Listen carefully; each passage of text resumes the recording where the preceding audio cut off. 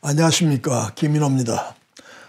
길을 두고 왜 길 아닌 데로 가나 코너에서 다루고 있는 지금 기업 문제 세 번째 이야기를 말씀드리려고 합니다. 우리 한국 경제, 저는 이 만병의 근원이 되는 것은 우리 한국 경제에 있는 이 저생산성 부분, 이거 제가 붙인 이름입니다. 아주 엄청난 규모의 저생산성 부분을 어떻게 할 것인가 하는 문제입니다. 이 부분에 대한 답을 찾지 않으면 우리 한국 경제가 갖고 있는 많은 문제들, 특히 이야기하는 소위 양극화. 언젠가 제가 말씀드렸지만 저는 양극화라고 하는 용어를 별로 좋아하지 않습니다. 부문별 성과의 불균형, 부문별 불균형 뭐 이런 표현을 쓰고 싶은데 이만 통칭만 하는 양극화의 원인, 배경이 되고 있는 이 저생산성 부분에 관한 문제다. 제가 한국 경제 문제를 쭉 뭐 성장 측면에서 다룬다든가 혹은 분배 측면에서 다룬다든가 혹은 복지 측면에서 다룬다든가 혹은 교육 측면에서 다룬다든가 어느 부분 시각에서 다루든지 마지막에 부닥치는 해결되지 않는 문제가 있습니다. 종착점이 있어요. 그것이 뭐냐? 바로 우리나라에 있어서 소상공인, 자영업자, 그리고 거진 무급 가족 종사자라고 하는 사람들이 구성하고 있는 이 거대한 이 취업군입니다. 우리나라 취업자들의 약 25%, 정확히는 뭐 통계상으로는 지금 24.6%로 나오는데요. 사람 머릿수로 이야기하면 약 668만 명이 이 부분에 체화되어 있습니다. 근데 이 부분에 있는 이 많은 인력들이 어떤 생산성을 가지고 있느냐. 뭐 다 그런 건 아니죠. 그 중에는 참 사업을 잘하고 있고 또 생산성 있게 일하고 있는 사람도 많이 있습니다. 그러나 전체적으로 보면은 대체로 한계 생산성이 매우 낮다. 어떤 경우에는 거진 제로에 가까운 그런 사람들이 많이 있다. 뭐 예를 들면 쉬운 예를 들면 이런 겁니다. 엄마 혼자서 라면 가게 하고 있는데 혼자서 그냥 충분히 할 수 있어요. 근데 대학을 졸업한 아들이 취업을 못 해가지고 거기서 얼쩡얼쩡 하면서 그저 라면 엄마 하는 일 좀 도와주고 뭐 날라도 주고 그러고서 거기서 용돈 좀 얻어서 쓰고 있는 그런 사람들. 그 사람을 거기서 빼내도 그 라면 가게 운영하는데 아무 문제가 없죠. 경제학적으로 말하면 한계 생산성이 제로다. 이런 사람들이 우리나라 경제에 어마어마하게 많은 사람들이 있다. 학교를 버젓이 졸업하고 취업을 못한 사람, 또는 나이 50도 안 돼서 직장에서 물러나서 이것저것 해보니까 갈 데 없어서 있는 사람, 또는 갈 데 없어서 아예 식당이라도 한번 해볼까 하고 문을 여는 사람들. 그러다가는 틀림없이 2, 3년 내에 결국 문을 도로 닫아야 되는 그런 생산성 없는 사업체들. 이런 것들이 우리나라 경제에 어마어마하게 많이 깔려 있다, 이런 이야기입니다. 이런 사람들을, 이런 유사한 사람들을 국제적으로 비교해 보면 미국은 전체 취업자의 약 6% 정도 됩니다. 우리나라는 미국보다 한 4배가 넘죠. 일본 한 10% 정도 돼요. 우리는 그 일본에 비해서 2.5배가 됩니다. OECD 회원국 평균의 약 우리나라가 1.5배 정도 돼요. 뭐 OECD 국가가 원래 선진국 국가들의 모임이라고 했지만 지금은 별별 시원찮은 나라들도 다 가입해가지고 사실 OECD 평균점 이하의 국가들이라면 뭐 대단한 선진국이라고 볼 수 없는 나라들이 많이 들어가 있는데 그 OECD 평균보다도 우리나라는 1.5배나 높은 그런 취업자군을 가지고 있습니다. 우리나라가 문제되고 있는 이 생산성 어떻게 높일 것이냐. 우리나라 경제 문제의 핵심, 위기적 요소의 핵심은 저는 경쟁력의 위기라고 보는데 이 경쟁력의 위기를 해결하는 데 있어서 즉 기업의 생산성을 높이는 데 있어서 이 부분을 무시하고 뭐 삼성, 현대, LG, SK 이런 대기업들의 생산성만 높여서 해결이 될까요? 우리나라 복지 문제를 해결해 나가는데 이 부분에 취하되어 있는 이 많은 인력의 경제성을 높이지 않고도 해결될 수 있을까요? 가령 분배 마찬가지죠. 주 52시간제. 지난번에 이야기했던 주 52시간제를 시행함으로써 직격탄을 맞게 되는 부분이 바로 이 부분이다 말이죠. 여기에 종사하는 사람들이다.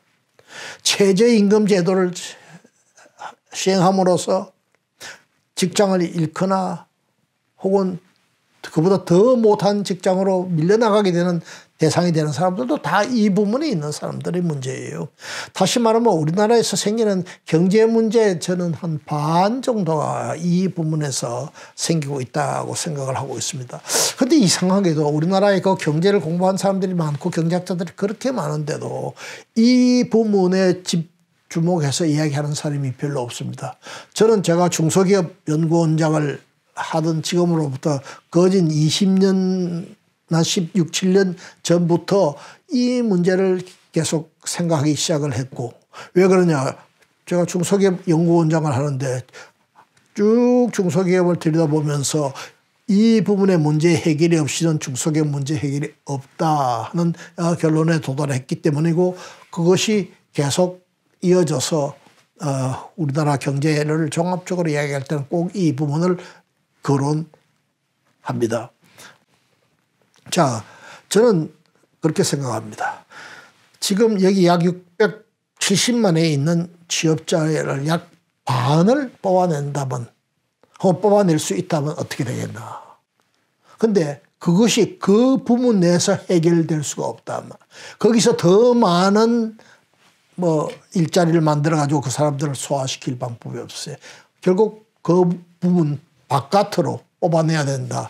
그것은 다시 말씀드리면 비생산적, 저생산적 부문으로서 생산적 부문으로의 이전을 의미하는 거죠.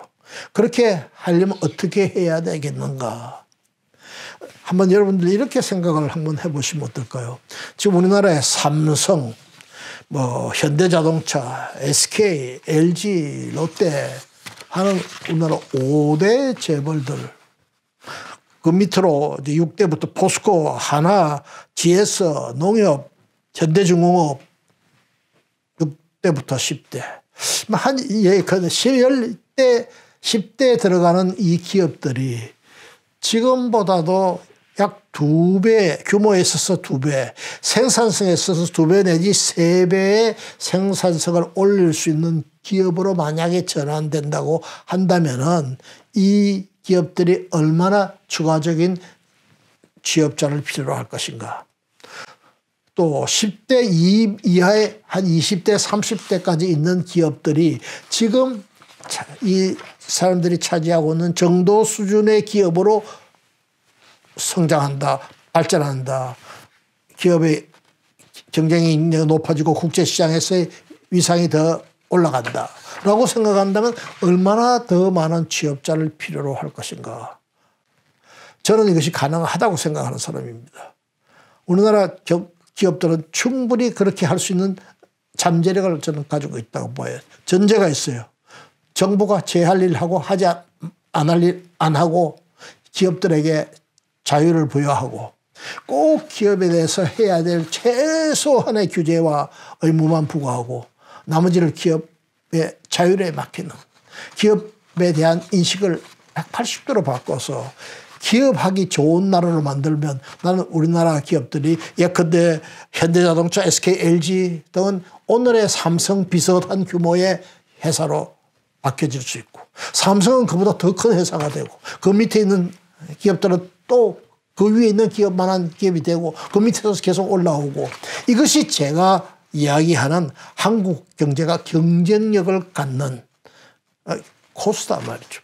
그렇게 되면은 자연스럽게 지금 쓰고 있는 인력 가지고는 모자라서 뭐 조기 정년을 해서 명예퇴직을 해서 내보내는 게 아니라 쓰는 사람은 물론 당연히 붙들어 나가려는 사람도 붙들고 그다음에 저생산 부문에 있는 취업자들의 많은 사람들을 재교육시켜 가지고 다시 생산성 있는 이 부분에서 채용할 수 있는 그런 경제가 되지 않겠는가. 이것이 제가 생각하는 한국 경제가 살아갈 수 있고 국제 경제에 있어서 한국 경제의 위상을 계속 높이면서 경쟁력 있는 기업 그렇게 돼서 세계 경제하에서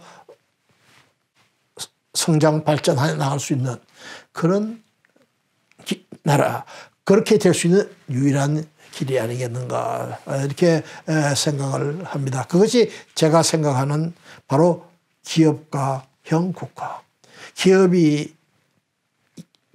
이익이 되는 것이 국가에도 이익이 되고 국가에 대해서 이익이 되는 것이 기업에 이익이 되고 기업은 더 많은 취업자를 고용해도 생산해서 다 세계 시장에서 팔 수 있는 그래서 더 많은 이윤을 낼 수 있고 그 과정에서 고용이 이루어짐으로써 국가가 추구하는 일자리 창출이 그냥 일자리가 아니고 괜찮은 일자리 영어로 decent job 그냥 일자리가 아니고 괜찮은 job 이 문제가 해결돼 가는 유일한 길이 아니겠는가. 이것이 동시에는 우리나라 사람들이 지금 우리가 당면한 인구 절벽 결혼도 안 하고 애도 안 낳고 지금 소위 가임 여성들이 낳는 일생을 통해서 결혼 생활을 통해서 평균 2.1명을 낳아야 이 인구를 유지할 수 있는데 지금 0.8 수준에 가 있어요. 이 결혼도 안 하고 애도 안 낳는데 문화적인 어떤 사고의 변화 때문에 뭐 애를 안 낳는 건 어떻게 할 방법이 없고 내가 낳고는 싶은데 도저히 키울 수가 없다. 이런 경제적 조건에서는 키울 수가 없다. 이런 직장을 가지고 있으면서 애를 키울 수가 없다. 하는 문제에 대해서 해답을 주시는 유일한 길은 괜찮은 직장을 많이 만드는 길이다. 그 괜찮은 직장을 어떻게 만들겠느냐. 바로 제가 지금 생각하는 말씀드린 이 길. 이것이 우리 경제가 살아갈 수 있는 유일한 길이 아니겠는가 이렇게 생각을 합니다. 코로나19 때문에 직격탄을 맞은 것도 바로 이 부분 아니겠습니까? 저는 어떤 의미에서 이 코로나로 인해서 직격탄을 맞은 지금이 잘 정부가 이 문제의 본질을 이해하고 활용할 수 있어서 여기서부터 인력을 빼내서 재난지원금을 줘가지고 거기 머물게 하고 어떻게든지 당장을 모면하려고 할 게 아니라 거기 있는 취업자를 빼내가지고 생산성 부분으로 생산적인 부분으로 돌리는 구조개혁의 계기로 삼는다면 이것은 어떻게 생각하면 전화위복이 될 수도 있지 않겠는가. 이 정부가 그런 생각을 할 수 있는 그런 최소한의 머리를 가지고 있는가. 지극히 회의적이지만 저는 그렇게 되었으면 하는 간절한 소망을 가지고 있습니다. 오늘은 여기까지만 이야기하겠습니다. 감사합니다.